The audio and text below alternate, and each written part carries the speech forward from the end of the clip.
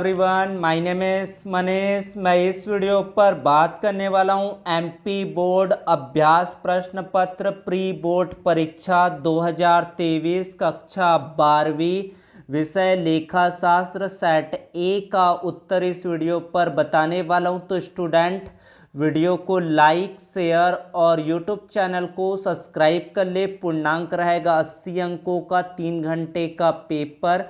सभी प्रश्न हल करना अनिवार्य है।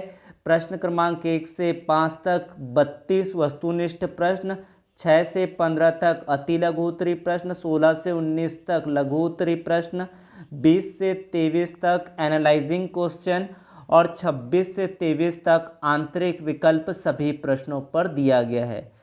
सही विकल्प चुनकर लिखिए। 6 अंकों का पूछा गया है। तो पहला प्रश्न, पूंजी का वह भाग जो कि अंशधारियों से वास्तव में प्राप्त कर लिया गया है कहलाता है प्रदत्त पूंजी, निर्गमित पूंजी, याचित पूंजी, अधिकृत पूंजी। उत्तर आएगा प्रदत्त पूंजी।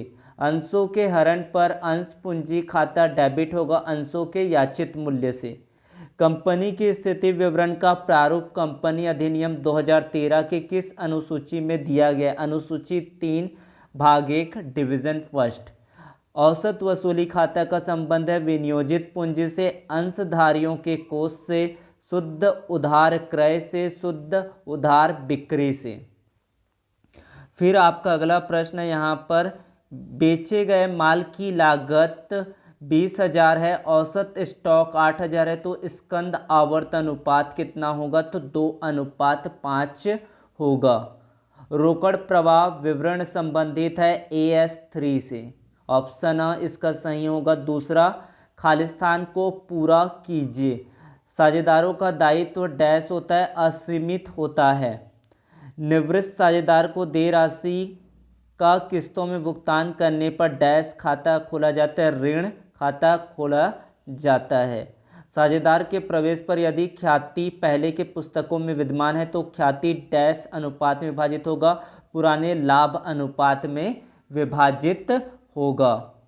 फिर आपका अगला प्रश्न है, वसूली खाते डैश प्रकृति का खाता है, नाम मात्र का एक खाता होता है वसूली खाता। सभी साझेदारों का दिवालिया होना फर्म का डैश समापन है, अनिवार्य समापन है। डैश अंशों पर लाभांश की दर निश्चित होती है, पूर्वाधिकार प्रेफरेंस शेयर।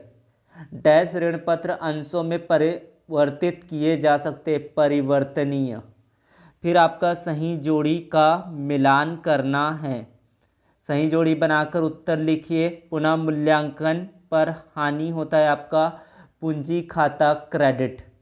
पूंजी खाता क्रेडिट पहले का हो जाएगा। औसत लाभ सामान्य लाभ से अधिक, इसको सरप्लस अधिलाभ कहते हैं।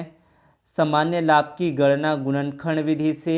उसके बाद आहरण पर ब्याज, विनियोजित पूंजी आपके चौथे हो गया। साझेदार का प्रवेश पुनर्गठन, उसके बाद AS26 ख्याति का लेखांकन। ये 6 आपके सही जोड़ी के उत्तर हो जाते हैं। फिर आपका सत्य और असत्य का उत्तर बताना है। यहाँ पर साझेदारी व्यवसाय का उद्देश्य वैधानिक होना चाहिए, सत्य। नए साझेदार के प्रवेश पर उसके द्वारा पूंजी लाना अनिवार्य है, गलत। ऋण पत्र अल्पकालीन प्रकृति के होते, गलत। अल्पकालीन और दीर्घकालीन दोनों होते हैं। ऋण पत्र कंपनी के वास्तविक स्वामी होते हैं, ये भी गलत है। कंपनी के लेनदार होते हैं। फर्नीचर की बिक्री एक विनियोग क्रिया है, तो ये भी क्या है? सत्य है। गैर चालू संपत्तियां कंपनी के दीर्घकालीन विनियोग होते हैं, तो ये क्या है? आपका गलत है। फिर आपका अगला दिया गया है, साझेदारों के मध्य लिखित समझौते को क्या कहते हैं? साझेदारी संलेख। साझेदारी संलेख।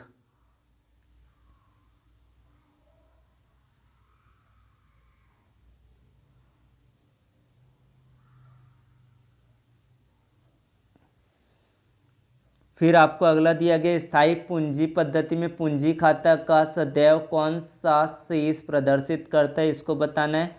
कंपनी के नाम को कौन अनुमोदित करता है? Company registrar.